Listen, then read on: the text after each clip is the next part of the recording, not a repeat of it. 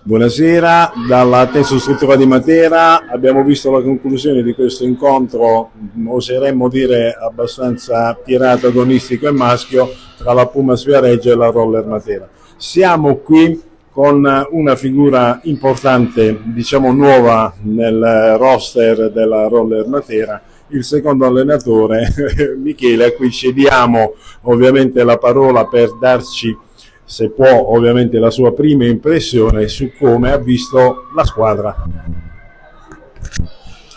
Allora, partiamo da quella che era la condizione della squadra, che veniva comunque da 2 stop, poi una vittoria sofferta, e c'era bisogno fra di loro di capire tutto quello che c'era da fare, da lavorare. Alla fine è un campionato molto tirato, si decide veramente in un punto a volte. Fino alla settimana scorsa c'erano 4 squadre a 15 punti, quindi stiamo parlando veramente di un campionato dove ogni punto è importante. La cosa più importante oggi era la vittoria, sì, ma soprattutto la prestazione. Ho visto una squadra cresciuta tantissimo.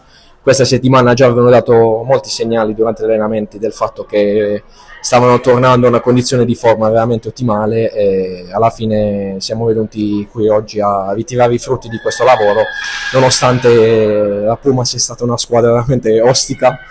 È stato molto difficile, però alla fine è andata bene.